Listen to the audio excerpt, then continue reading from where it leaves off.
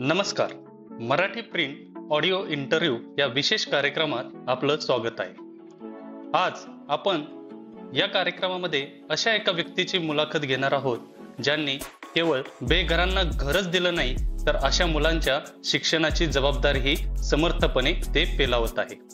जीवन संवर्धन फाउंडेशनच्या माध्यमातून ते हे काम करत आहे. असं व्यक्तिमत्व म्हणजे सदाशिवजी चव्हाण. नमस्कार सदाशिवजी. नमस्कार सर.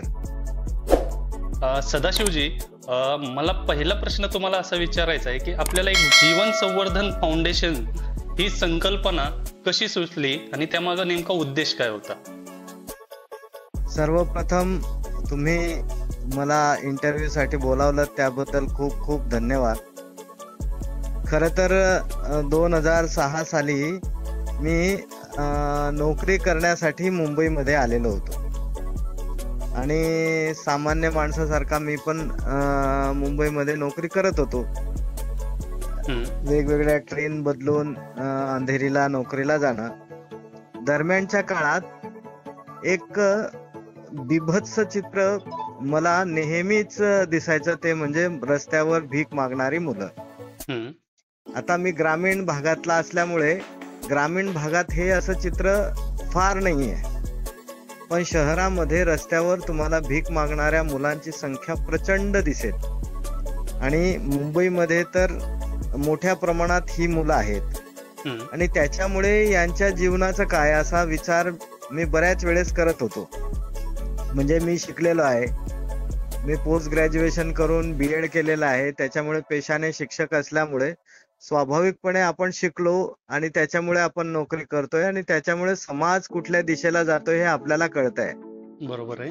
पण जी लोक शिकलेलीच नाहीत, रस्त्यावर राहतात आणि त्यांची मुलं भीक मागतात, तर अशा मुलांचं पुढे भवितव्य काय होणार? मुंबईत तुम्हाला माहिती आहे, एकतर कुठल्याही प्रकारचं जर कधी तुम्ही शिक्षण घेतलं नसेल तर पैसे कमवणं खूप कठीण गोष्ट आहे आणि त्यातून तुम्हाला जर कधी संवेदनाच नसतील तर अशा वेळेस या मुलांचं भवितव्य काय, हा मुळात मोठा प्रश्न माझ्या डोळ्यासमोर दिसायला लागला. आणि म्हणून मला असं वाटलं की ह्या मुलांना आधुनिक समाजाबरोबर जोडलं पाहिजे, असं 2008 साली वाटायला लागलं. आणि मग मी स्वाभाविकपणे माझ्या बरोबर जे मित्र होते त्यांच्याशी या विषयात चर्चा करायला लागलो.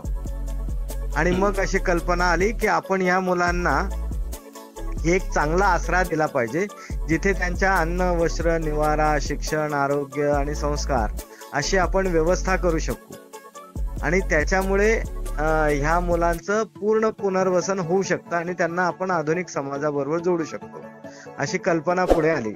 आणि म्हणून जीवन संवर्धन फाउंडेशन या संस्थेची स्थापना आम्ही 2010 साली केली आणि तिथून खर तर या मुलांच्या पुनर्वसनाचा प्रवास सुरू झाला. सर, तुम्ही जसं सांगितलं की जशा पद्धतीने हे जीवन संवर्धन फाउंडेशनची स्थापना झाली, सुरुवातीचा प्रवास हा कुठलाही एखादं काम सुरू करताना खूपच संघर्षमय असतो. अशा तुम्हाला काही अडचणी वगैरे आल्या ह्या काळात? खर तर खूप अडचणी आल्या सुरुवातीच्या काळात. एकतर आपण ह्या मुलांना प्रोफेशनल भेटू कसं याचं काही प्रशिक्षण नव्हतं.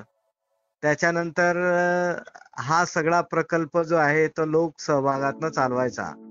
तर मी एकतर मुंबईत नवीन आलेलो होतो, मी पण नोकरीच करायला आलो होतो आणि त्याच्यामुळे तो मुंबईतल्या लोकांच्या सहभागाने हा प्रकल्प पुढे कसा घेऊन जायचा याच्या खूप अडचणी सुरुवातीच्या काळात होत्या. मुळात म्हणजे आम्ही मुलांशी संवाद साधायला गेलो तर ते पळून जायचे आणि त्याच्यामुळे त्यांना आपण मुख्य प्रवाहात आणणार कसं, अशाच मूळ अडचणी होत्या. आणि त्याच्यानंतर ज्यावेळेस याच्यात थोडं प्रशिक्षण व्हायला लागलं तर त्याच्यानंतर जागेच्या अडचणी यायला लागला. खरं तर आपण 100-150 मुलांना जर शिकवायचं असेल तर छोटी जागा चालणार नव्हती आणि मुंबईमध्ये किमान 3-4 हजार स्क्वेअर फीटची जागा मिळणं ही खूप खर्चिक गोष्ट असते आणि त्याच्यामुळे स्वाभाविकपणे ती पण मिळणं खूप मुश्किल होत होतं. पण एक सहृदय माणसाने आम्हाला टिटवाळ्याला जागा दिली आणि या सगळ्या गोष्टींवर हळूहळू मात करायला लागलो आम्ही आणि 2010 साली पहिला छात्रावास गुरुकुल या नावाने आमचा सुरू झाला टिटवाळ्याला. ओके. सर, तुम्ही जे सांगितलं की फाउंडेशनचा प्रवास एकंदरीत तुम्ही थोडक्यात मांडलात. त्यानंतर तुम्हाला ज्या ज्या अडचणी आणल्यात त्याही मांडल्यात. पण ह्या सर्व अडचणींवर मात करण्याची, हे सामाजिक काम करण्याची तुम्हाला मूळ प्रेरणा जी आहे ती नेमकी कुठून मिळाली? खर तर मी सांगायला हरकत नाही की मी लहानपणापासून संघाचा स्वयंसेवक आहे. 4थी पासून मी शाखेत जात होतो आणि त्याच्यामुळे समाजासाठी काहीतरी केलं पाहिजे. हा जो समाज आहे तर याचा आपण एक भाग आहोत आणि ह्या समाजानेच आपल्याला बरंच काही दिलेलं असतं आणि त्याच्यामुळे त्याला काही परतफेड आपल्या आयुष्यात आपण केली पाहिजे, ही भावना संघाने लहानपणापासूनच माझ्या मनामध्ये रुजवलेली होती. आणि त्याच्यानंतर विद्यार्थी दशेच्या काळामध्ये मी विद्यार्थी परिषदेच्या संपर्कात आलो आणि अखिल भारतीय विद्यार्थी परिषदेचं काम करायला लागलो. आणि दरम्यानच्या काळात मी पूर्णवेळ काम विद्यार्थी परिषदेचं केलं. या सगळ्या प्रवासामध्ये समाजाकडे आपुलकीच्या भावनेने, मायेच्या भावनेने बघायची जी दृष्टी लागते तर ती ह्या दोघांमुळे मला प्राप्त झाली. आणि आपण आपल्या आयुष्यात आपलं घर, आपलं कुटुंब आणि आपले नातेसंबंध असलेल्या लोकांच्या व्यतिरिक्त लोकांची पण सेवा केली पाहिजे, ही दृष्टी खरं तर संघ आणि विद्यार्थी परिषदेच्या कामामुळे वृद्धिंगत झाली असं मला म्हणायचं आहे. आजपर्यंत फाउंडेशनच्या माध्यमातून तुम्हाला किती लोकांना मदत करता आली? काही अशी उदाहरणं सांगता येतील काही? असे अनेक लोकांना खरं तर आम्ही मदत केलेली आहे. आता तुम्ही मुंबईमध्ये जर कधी बघितलं ना तर लाखोच्या संख्येने मुलं आणि लोक आहेत की ज्यांना घर नाही, रस्त्यावर राहतात. खरं तर मुंबईमध्ये रस्त्यावर जे लोक राहतात तर ते खरं तर आपल्या समाजाच्या किंवा सरकारच्या ज्या धोरणं आहेत याच्यामुळे बेघर झालेली हे लोक आहेत खरं तर. आणि गेल्या 80 वर्षांमध्ये आपण या लोकांना किंवा या मुलांना मुख्य प्रवाहात आणू शकलो नाही. खरं तर हे आपलं अपयश आहे. पण आम्ही जेव्हापासून काम करायला सुरुवात केली तर त्यावेळेस संस्था त्यावेळेस खूप छोटी होती आणि त्याच्यामुळे आयदर बेघर असलेल्या लोकांना किंवा बेघर असलेल्या मुलांना कुठल्या तरी याच्यातच आपण काम करू शकतो असं आमच्या लक्षात आलं. आणि मग आम्ही असा विचार केला की ज्यांचं काही ना काही आयुष्य जगून झालेलं आहे त्याच्यापेक्षा मुलांवर जर कधी आपण कॉन्सन्ट्रेशन केलं तर मुलं खरं तर आपल्या राष्ट्राची संपत्ती आहेत आणि त्यामुळे त्यांचं जर कधी आपण व्यवस्थित जतन केलं, त्यांच्यावर व्यवस्थित संस्कार केले, व्यवस्थित त्यांना शिक्षण दिलं तर ते आपल्या देशाचा ऍसेट ठरू शकतात. आणि त्याच्यामुळे आम्ही मुलांवरच काम करायचं असं ठरवलं. आता गेल्या 15 वर्षांमध्ये आपल्याकडे अनेक मुलांनी आपल्या संस्थेमध्ये प्रवेश घेतला आणि बाहेर पडलेत, शिक्षण घेऊन बाहेर पडलेत. असे जवळपास 88 मुलं आहेत की जे आपल्या संस्थेत आल्यानंतर त्यांनी पूर्ण शिक्षण घेतलं आणि मग नोकरीला लागलेत. असे जवळपास 88 मुलं आहेत. त्यात टाटा मोटर्स मध्ये काम करणारी मुलं आहेत, महिंद्रा अँड महिंद्रा मध्ये काम करणारी मुलं आहेत, गुड डे कंपनीत आज आमची मुलं काम करतात. अशा वेगवेगळ्या समाजातल्या वेगवेगळ्या क्षेत्रांमध्ये काम करतात. कार्पेंटर आहेत काही मुलं वेल्डिंगचा व्यवसाय करतात आणि ते रस्त्यावर नाही राहत, आता ते स्वतःच्या घरामध्ये राहतात. असे जवळपास 88 मुलं आहेत. आणि आमचा एक मुलगा जो आहे तर तो साऊथ आफ्रिकेला पण गेलेला आहे. म्हणजे याच्यावरनं असं लक्षात येतं की तुमच्या आमच्या मुलांसारखीच ही मुलं असतात, फक्त त्यांच्याकडे मायेने बघण्याची आवश्यकता असते आणि योग्य त्या दृष्टीने त्यांना त्यांचा विकास जर कधी आपण शैक्षणिक करू शकलो तर ते पण चांगलं आयुष्य जगू शकतात असं मला वाटतं. सर, तुम्ही जे काम करताय ते खूपच कौतुकास्पद असंच आहे. जर ह्या कामामध्ये सामान्य लोकांना सहभागी व्हायचं असेल तर ते कसे होऊ शकतात हे सांगता येईल का? खरं तर हा 100% उपक्रम जो आहे तर तो लोकसहभागातून चालणारा उपक्रम आहे. त्याच्यामुळे सगळ्या प्रकारचा सहभाग लोकांचा या प्रकल्पात होऊ शकतो. म्हणजे तुम्ही स्वयंसेवक म्हणून काम करू शकतात.